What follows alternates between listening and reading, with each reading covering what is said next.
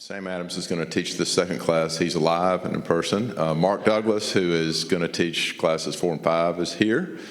So, we got Joel over here too. So a lot of theologians are in the house. So I feel like a politician introducing. All right. So I think most everybody knows Sam, but I know this. He is an awesome teacher because he can teach to a computer. That was so impressive last week, so that was great. So he teaches he's a professor of Old Testament at Union Theological Seminary up in Richmond. He is Joanna and Al's son, and we're thrilled to have him here. And with that, I will turn it over to Sam. Morning, everybody.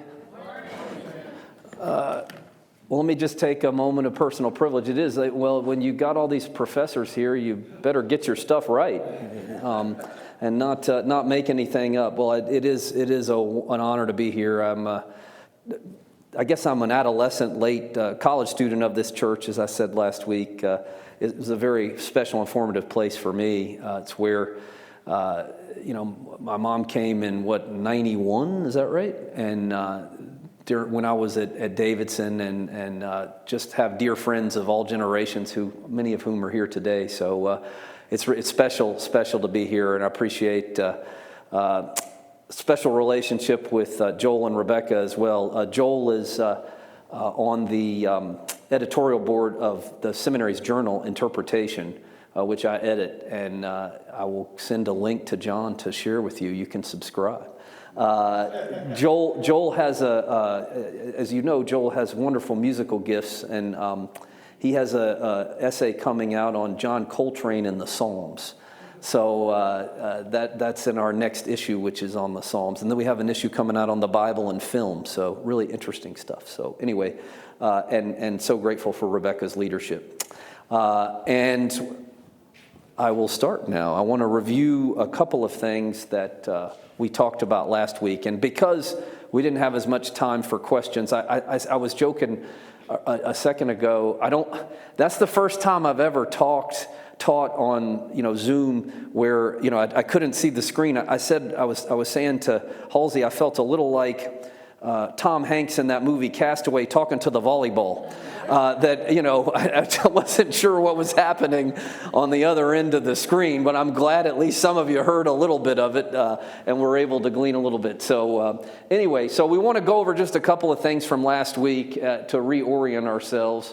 How do we answer the question of diet in the ancient world? We look at biblical texts, we do archaeological analysis, pottery for cooking, eating, animal bones. And the other thing that I didn't mention is archaeologists have found ways to study human bones to ascertain what diet was like and what deficiencies existed. Were there zinc deficiencies? How much protein were they getting? And I'll talk more about that in a minute. So there's lots of, really sophisticated analysis that can take place that was not available just a few short decades ago. So we know a lot more about the diet in the ancient world than we do today. We also do a comparative study of neighboring cultures to sort of see, what was happening in Rome, what was happening with the Babylonians, what was happening in Egypt, and in some cases there's similarities, in other cases not. All right. Again, this is reviewing. This is why I'm going fast. This was a bread, grain-based diet. At least half of the caloric intake. Hebrew lechem means food, and bread, same word. Much of the wheat is known as hard or durum wheat, can grow in dry climate. Barley is more resilient, easier to grow, but not as prized. I mentioned last week there's an archaeologist at Duke named Carol Myers who's doing what she calls gender archaeology, and she's written a book called Rediscovering Eve, in which she says that women formed what are known as female solidarity networks for cooking. And she's able to argue this because archaeologists have found at many sites houses that backed up to each other with a common cooking oven in the courtyard. As any of you who've tried to bake your own bread from start to finish? No, it's a very involved process. And the cooking takes some time, and there's evidence both in the Bible and outside of it that this was a communal effort. And that a good example would be the book of Ruth. In Ruth 1 and Ruth 4, when Naomi is talking to the quote-unquote women of the neighborhood, Meyer's assertion, and I think she's correct, is that this is indicative of the fact that overcooking, this was an opportunity for information to be shared, for support to be given, and for gossip to occur. And by gossip, I mean not so much, tabloid stuff, but just information about what was happening in the community that would be beneficial for others to know. And so it was the process of bread making almost certainly fell primarily to women, was involved and probably occurred more in groups than individually. I mentioned wine and oil. These were the two things that olives and wine are the two things that the Israel-Palestinian region, Judea, is most known for exporting, both in the ancient world and today. We do have evidence of oil being shipped in port cities in jars as well as wine. And as I mentioned last week, this was not in any way a teetotal culture. They drank. And wine had nutrients, especially the darker grapes. And the other thing to note is beer was also fermented and drunk, but it wasn't the Bud Light variety. It had more nutrients in it, and was something that you could have that would provide more nutritional value. All right. Not a whole lot of emphasis on vegetables. It's undoubtedly the case that they were eaten.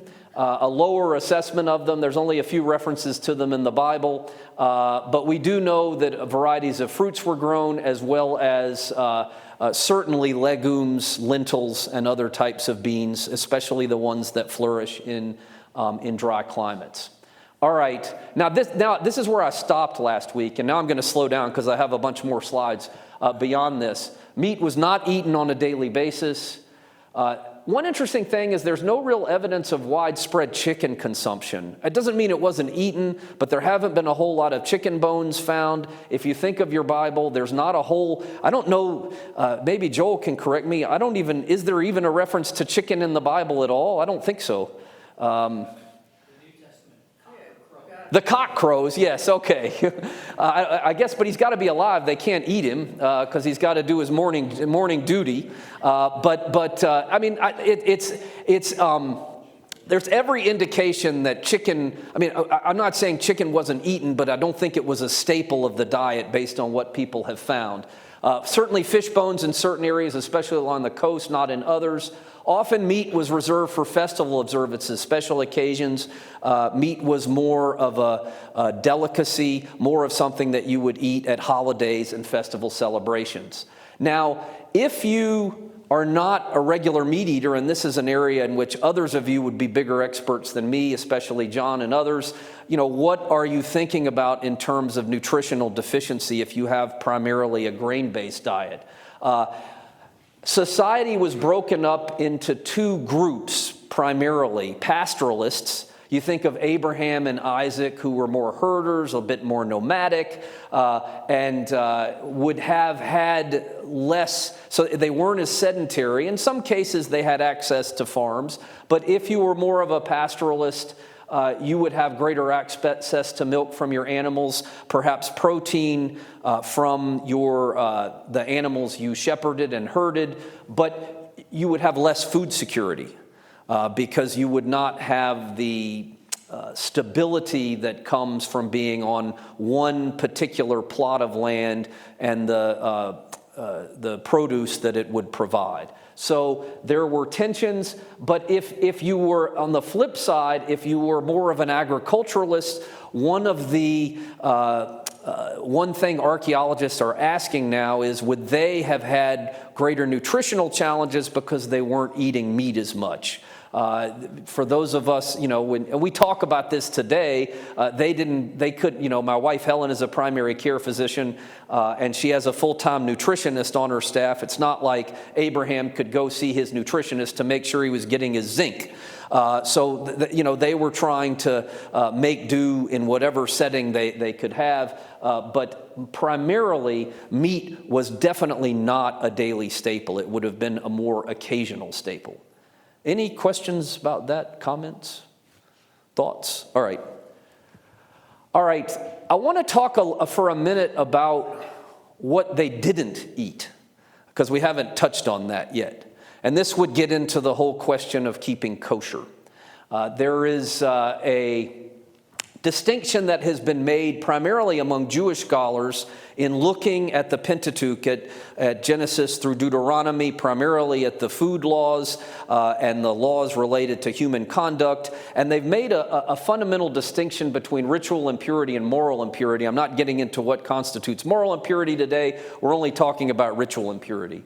It is a temporary state of impurity from being exposed to animal carcasses, corpses, bodily flows, leprosy, those kinds of things, semen, any number of other bodily fluids. If you come into contact with them, you are in a temporarily impure state. It needs to be said that there's nothing sinful about that. There's nothing wrong about that. It is simply the ebb and flow of human existence. And so, but there is a sense of the sanctity of the Lord in the temple, the ability to go certain places, to be in contact with members of the community, and there was, I guess, conscientiousness about that. A part of ritual impurity, though, was eating forbidden foods, and certain things were not to be eaten. And there seems to be, I guess, I don't want to say, it's an eclectic diet based on what you can and can't eat. And some of you know a good bit about it, but I'm going to remind for those who may not know as much just how it worked according to the Bible and then subsequent Jewish law. Most of the laws related to food impurity and others are in Leviticus 11 to 15. Ritual impurity, temporary and could be corrected. I just put some representative examples. Divided hooves and chewing the cud. Animals that chew the cud are okay, which of course would leave pigs out of the equation. Fish with scales are fine. So what did I have for, we went to 6 Feet Under on Friday night and I had oysters, so that's bad. But I can have trout. So shrimp, no go, but you can have bass. So there is differentiation. Shellfish are not okay. What accounts for the randomness of this list? Is it respect for life, concern about disease? Only the meat of cows, sheep, and goats may be eaten. A good example would be anything in the streams that does not have fin or scales, of the swarming creatures in the waters, and among all the other living creatures in the waters, they are detestable to you. So what's going on here? It's not a vegetarian diet, but it is a diet that eliminates certain forms of meat and includes others. And I should note, the aversion to pork is something that's also carries over into Muslim communities, very much, even probably a greater taboo there. So among the theses for why this is the case, one of the best ones I've seen is from a really famous scholar who wrote a book called Purity and Danger named Mary Douglas, in which she argued that it was an attempt to bring order into existence, to give people certainty, to give them a sense of balance and purpose, especially during crisis periods. We have to remember the ancient Israelites were constantly enduring persecution, invasion, exile, a succession of colonial powers, Egypt, Assyria, Babylon, the Persians, the Greeks, the Romans. And in the midst of this turbulence, Douglas's assertion in Purity and Danger is that the dietary framework provided order to existence. It gave them balance, purpose, and just a template for being righteous to God that I think was really important. And lest we I think it's really important that we not sort of make the move to say, well, Jesus undid all of that. Jesus Jesus eradicated the need for all that weirdness about food. That's not true. Jesus was very intentional about the meals he presided over, and there's every reason to believe that Jesus kept kosher, that Jesus was an observant Jew who kept the Sabbath and adhered to these laws. And so, in that sense, we can find solidarity with our Jewish brothers and sisters, even if we decide that we're going to have a pork chop. I'm not saying don't have a pork chop. What I am suggesting is that there is an intentionality to these laws that I think for your Jewish friends and mine, and then for others of us amongst us who have, who are vegan or who are lactose intolerant or whatever it is that leads them to have the diet they have, I think we need to be respectful of difference and not accuse others of rigidity. Because this type of framework is characteristic of most religions, that there are dietary aspects of it. Let me stop there and see. So the other thing that is really a constant refrain in this material is that God is holy, so we should attempt to create a holy community on earth. And that involves sanctification. That involves a process of making sure we are hospitable to each other, we care for each other. This is the section of Leviticus that says, love your neighbor as yourself. That you love your neighbor as yourself. This is where Jesus got it from Leviticus. You sanctify yourselves and be holy, for God is holy. Don't defile yourselves with any swarming creature that moves on the earth, looking back to Genesis. So any questions about any of that before I go forward? There's a couple, yes. How is leprosy temporary? That's a good question.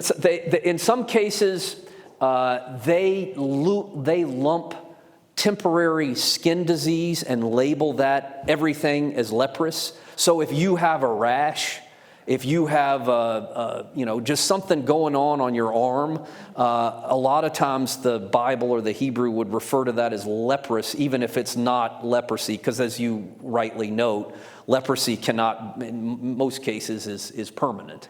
So that is a catch-all phrase for any number of skin ailments. Yeah, it's a good question. Yes? What's a swarming creature?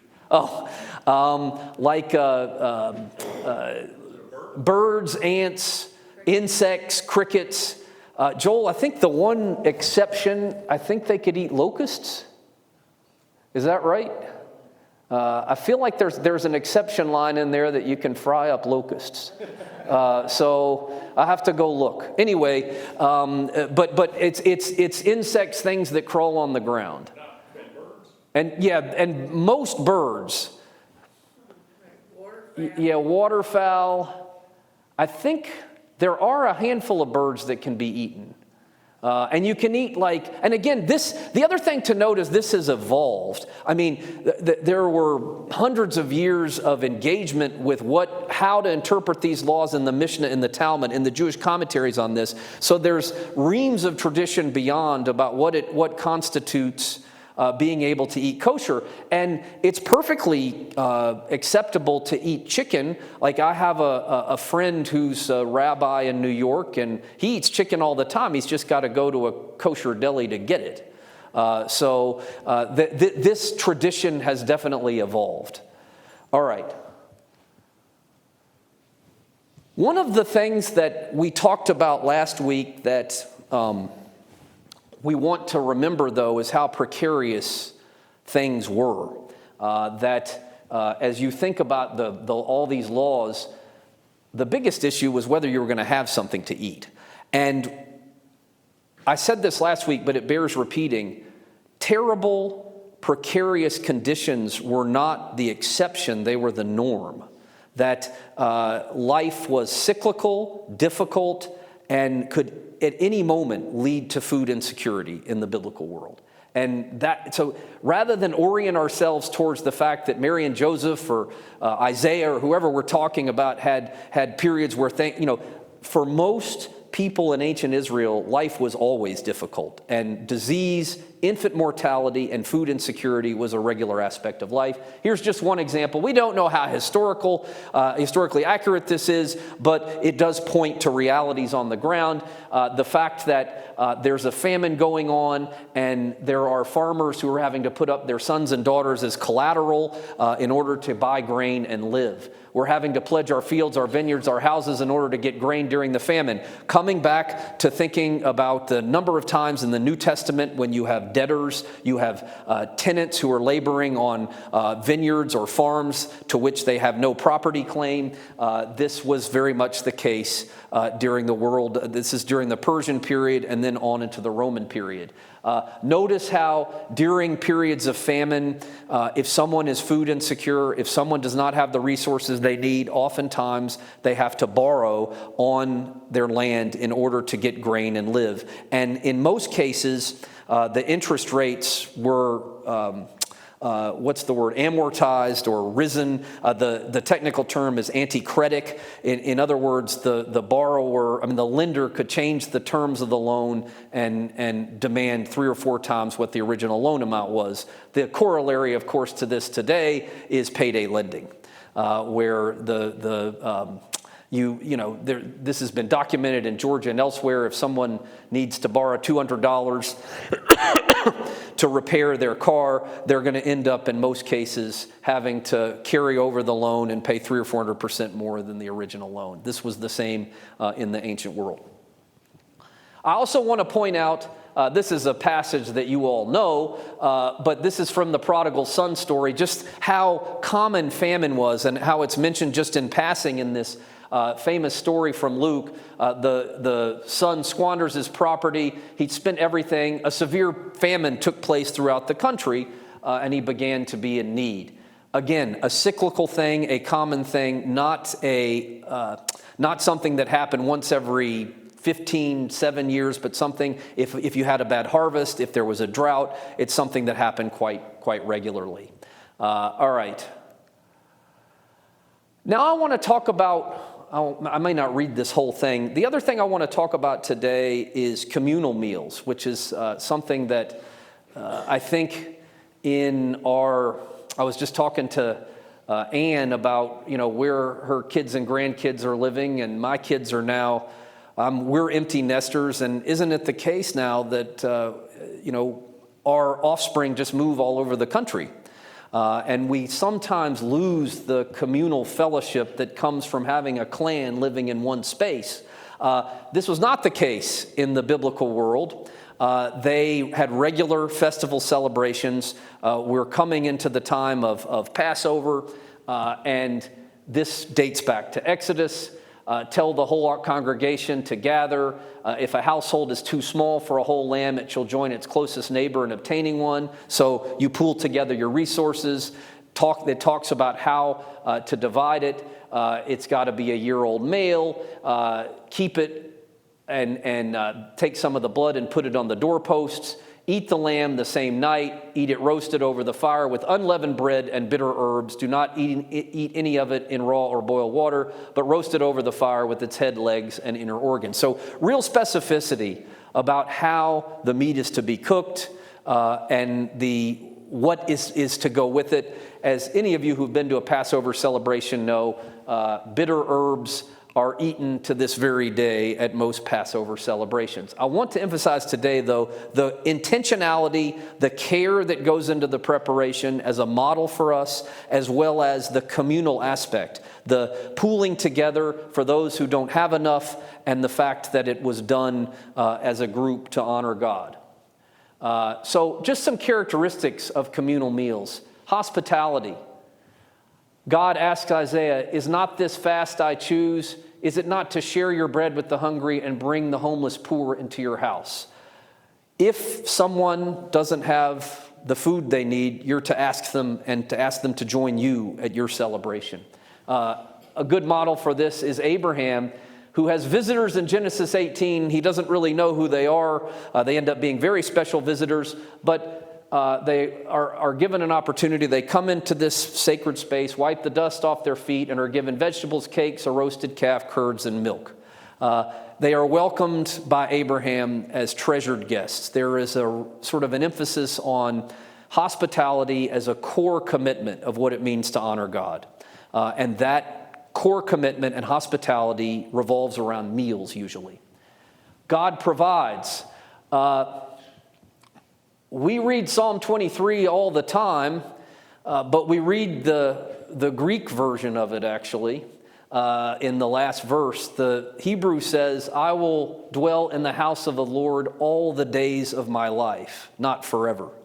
And I'm not going to get into it. So that's not a reference. We certainly affirm the resurrection in our tradition, but that end of Psalm 23 is not a reference to eternal life. It's a reference to God providing for us all the days of our life, and that provision includes and is predicated on the provision of food, that God will provide us what we need. God, the earlier in the psalm it says, you prepare a table before me in the presence of my enemies. You provide the sustenance I need. You provide the stability I need. That stability includes food. God will provide for us. The third sort of leg of this, and this is a really key point today in our sort of fractured, diverse society. I was talking before, I went to go see a friend of mine on Friday, and I stopped off in Johns Creek and when I was leaving, and I have a friend who teaches with Joel at Emory, who I'm editing a book with, named Roger Nam, who's Korean American, and there's this huge Korean community in Johns Creek, and I stopped off and had some spicy squid for lunch. And it's just incredible to me. We were talking about how in the city of Atlanta, or in greater Atlanta, you have pretty much every global community represented in different neighborhoods with any kind of food you would want to find. And those communities are, in some cases, there's lots of ways of plugging in with them and building greater solidarity. But my point in raising that is to say outsiders are welcome at communal meals. They're not just welcome, but there is an insistence that they be included. Any alien residing among you who wishes to keep the Passover of the Lord shall do so according to the statute of the Passover and according to its regulation. You shall have one statute for both the resident alien and the native. So there is an emphasis here on inclusiveness, on making sure that someone who is sojourning in your midst is welcome at the Passover. They've got to keep the regulations. They have to try to adhere to the way it's supposed to go, but they're welcome. And I just find this to be a really important, mandate for us as believers during a time when there's so much xenophobia and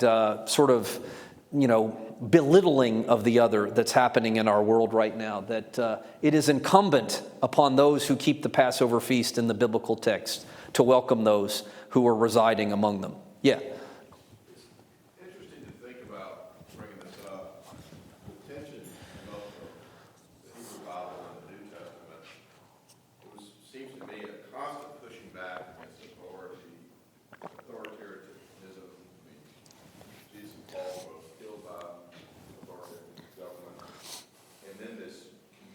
Mm-hmm.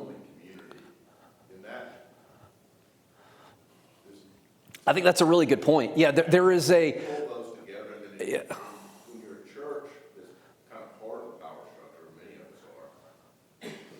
What do we need to be thinking?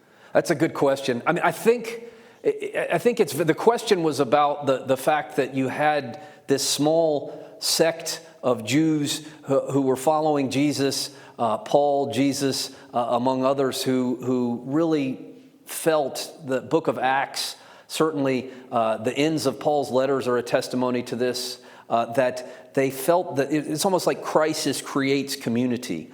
The crisis of persecution that some of them experienced created community, and they got together, as I'll show in one of the next slides, they got together over meals in this regard. That was one of the ways in which they were able to share news, share fellowship, and to create community with each other. And they took that process quite seriously. And John was like, how do we recreate that today? I have some questions on a slide or two, so we'll come back to that in about, we're going to run out of time, so I better keep going. All right, and Yeah, hang on. In the Isaiah portion that you just, from Isaiah 58, Oh, I went too far.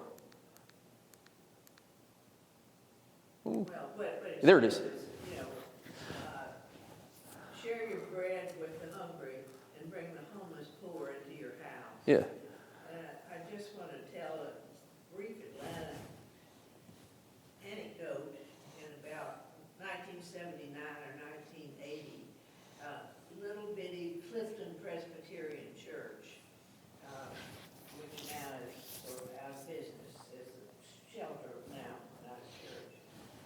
But they were doing a Bible study, reading the 15th chapter of Isaiah.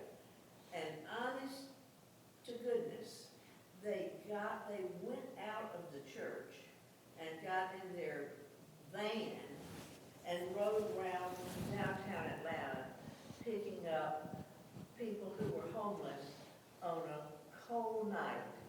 And that began the entire shelter Oh, that's amazing. in the city of Atlanta. That's amazing. So from reading Isaiah, oh, that's amazing. It's just an amazing thing. That's really cool. Thank you for sharing that. Yeah, Clifton was. I remember in the 80s, they were leading everybody, and they were one of the smallest churches in the Presbytery of Atlanta.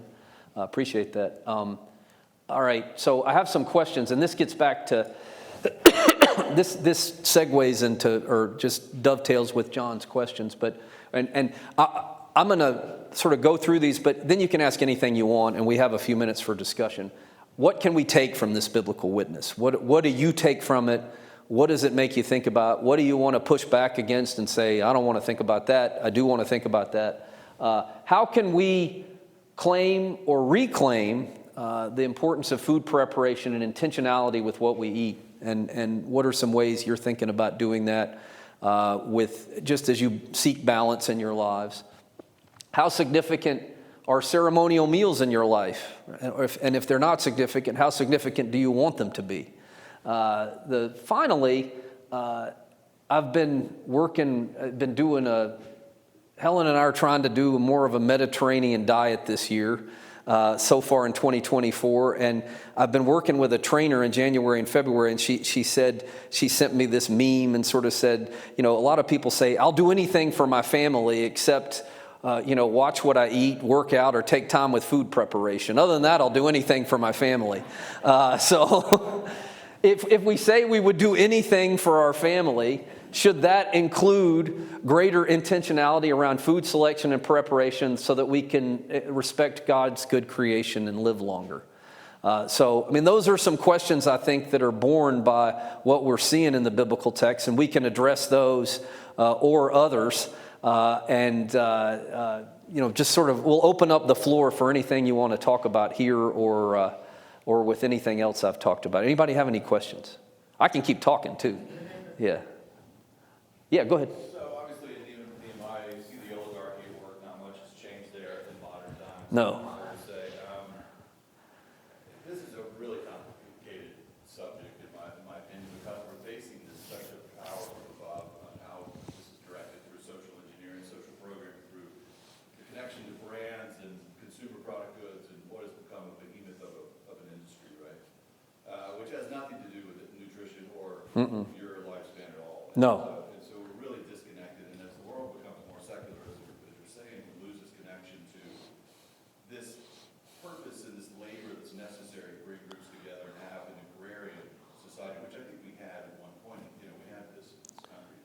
Sure. The question is, how do we get back to that? How do we power against that force that is really prevalent? If you see it in teenagers and things, they're bombarded with 24-hour loops of never-ending advertisements of all junk food, and it's all processed, and everything is synthetic nature. Absolutely. So it's complex. We're plagued with, this is a quote from Margaret Thatcher talking about, since the French Revolution, we've been plagued with isms, right? And so it's that secular nature, how we're all deracinated as a populace. And, my question is, how do we get back to teaching more about this group effort? Yeah, it's such a good question. And how do you do it in a way that, and you've obviously been part of that discussion, how do we do it in a way that is invitational and constructive and community building rather than scolding? And I think that, to me, that's a huge question, as well as how do we do it in a way that, one of the things I've heard, Andrew Young talk about this, among others in Atlanta. You've heard many people talk about this. One of the realities too is that in more urban areas, those are some of the hardest places to find the foods one would need to eat nutritious food. The access to produce is often the hardest to find in cities. So how do we do this in a way that maybe brings us back to some of the roots of, and you're right, the United States, one of the things that, there's a guy named David Shai, who used to be president of Furman University, who's a professor of mine at Davidson, who wrote a book called The Simple Life, Plain Thinking and High Living in American Culture. And his point is that for most of American history, we were small agrarian communities much closer to the biblical model. And it's only in, the end of the 19th, into the 20th century, obviously a number of industrial advances were hugely important and helpful for us as we live our lives. But his point is that we've lost something. And his question is, how do we get back to the simple life, at least in certain aspects? And he points specifically to meals and food preparation as areas where we really need to take an effort. Yeah. Well, I'm looking back at something, excuse me, and some of us are in the same age group. After World War II, there was such a growth in junk food. Yeah. I think what I grew up with, and liberally had what do you call it, those cereals? Sweet cereals, yeah. Yeah, I never served those, except for, I like spicy. But, and I would say that when I was growing up, it was one of the worst times for bad food, because people were hungry for something delicious that they had been without during rationing time and all that. And men coming home, my father wrote about what they had and what they didn't have, and what he craved when he came home. I think that was probably fairly universal. Yeah. I do think, and I'm Pollyanna, I'll admit it, but I do feel like we are moving toward a conversation about healthier foods, about communal gardening, about not eating junk food. My children are really good with their children. They don't eat the way I eat. So I think it's positive. I think it's a conversation we continue to need to have. I think the community gardens are a great effort. Yeah, they are. Yeah. It starts in the family. What do you serve? What do you sit down at the table together? How do you think about food you eat? Then it goes into the community, and then it needs to be a national conversation. Absolutely. That, what are we doing to respect God's good creation? That's the best. I guess one thing to come back to your 2 points, though, is how can we have the national conversation such that it, I'd love us to find a way to have it such that it doesn't just devolve into, well, the MSNBC people say this and the Fox people say this, and we just, bicker about food in that regard. Is there a way to have it in a constructive, non-scolding, uplifting way such that we don't get into stupid arguments about whether we're banning, big gulp Diet Coke bottles? Because that's not constructive. Shut down the media. That would be that would be the first step. There was a question, Halsey had a question. I think the simple answer is become more agrarian. Yeah. I truly believe that. In gardening, you grow and connect with nature and God. Yeah. And you do it usually early in the morning or late at night as you're more reflective. And when you build community gardens, and there's several urban community gardens here, and our son's out in Colorado. There's many in Colorado. We've actually signed our son up for one. That's cool. And it becomes a communal effort to maintain this garden and to share community. And then the food is better than the processed food that's being sold to us all the time. Absolutely. So there's things to do. There are. We just, and I mentioned this last week. If you're ever up in Richmond, send me an email. We have We have the largest urban farm in the Commonwealth of Virginia on the corner of our campus at Union. It's called Shalom Farms, and now we have 3 greenhouses and 14 different crops that are being grown in the city of Richmond. So it is possible, but it takes intentionality and commitment from communities. I know we got to stop, but maybe 1 or 2 other questions. There's a hand over here. Yeah, Ruth. I think eating together is important. I do too. Having a family meal where people sit down as a family together at least once a day, I think can make a huge difference. Absolutely. Not just what's on the table, but the community. And the rhythm of food preparation and communal meal is something that I think maybe my parents' generation were better at than we are, and I think we've realized that in the Joel and Rebecca and Mark's generation, I think there's sometimes a tendency to you've got swim practice and instrument practice, and kids go in 3 different places, so it's like 4 different meals are served, none of which are eaten by the same person at the same time. And if there's a way to reclaim that, we have to try. Because if there's a regret, I think Helen and I have, is that during those middle and high school years, we kind of fell off of that, and it's mostly just because of kids' activities. So yeah, that's a really good point. Is there one last question over here? No, I think we probably need to stop, don't we? 10:46. One more, Rebecca. I think part of this is also about curiosity. And this is, I think, where Dan was trying to go. That it isn't just about choosing broccoli over Lucky Charms. It's also about knowing how your broccoli got to your table. Yes. And where it was farmed and how it's totally boxed in plastic Yeah. and wrapped up. And how long it's been sitting somewhere or was in a truck driving across the country. Absolutely.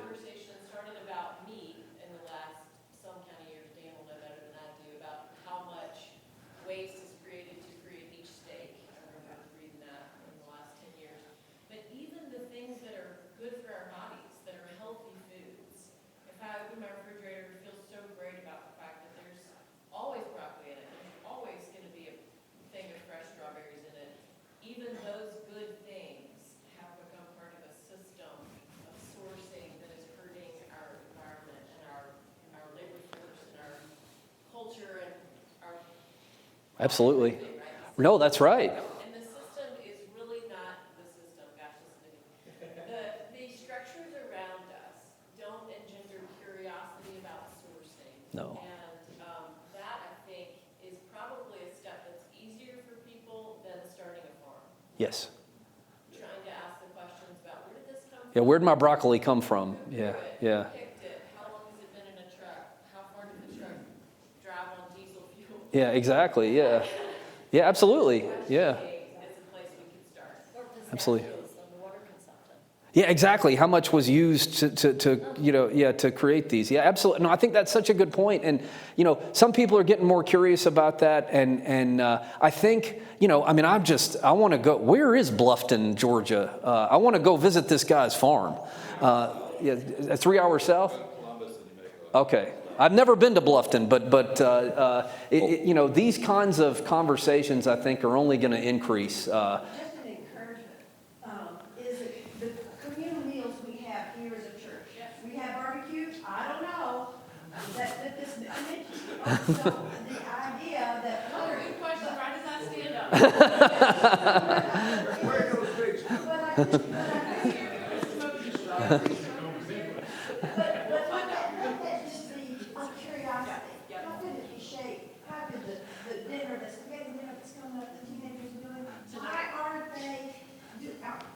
I'm stepping aside.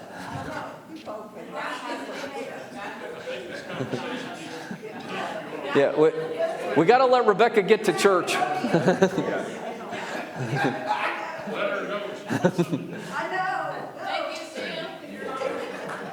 What's that? Yeah, sure. No, you can. That's fine. So, thank y'all very much for being here. Sam, thanks so much for traveling down from Richmond, and that was absolutely awesome and enlightening. I'd like to give you, speaking of Bluffton, this is Will Harris's book, A Bold Return to Giving a Damn. two things on that. One is, if you eat a pound of beef from Will Harris's farm, you sequester 2 pounds of carbon into the earth. If you eat a pound of Impossible Burger, you push out 2 pounds of carbon into the atmosphere. So learning things like that. But one of the things Will talks about that I think we all need to be thinking about is, he is very clear, his job is not to feed the world. His job is to feed his community. And I think the changes that we'd all like to see start here. One thing that on our apartment communities in Atlanta, we have urban gardens and work with a group called Natural Born Tillers. Corey Mosser, he's awesome. And anyhow, that's something we could do here. It's not sanctioned. This is just me. So this is, this would have to get approved, I'm sure, by all kinds of committees. But if anybody's interested in working on that idea with me, please shoot me an email, give me a call, stop me in the hall. But I really think we could get, unfortunately, we've got some unused parking spaces that get great sunlight, and that's good for growing things. So it could be a great way to teach children, us, and we could have these great farm meals every harvest season. We'd have to supplement it, but there's plenty of farmers. We know the people that can help us do that. So thank you so much, and come back next week for Mark, the next 2 weeks, and I hope everybody has a great day. God bless. Bye. Thanks, John.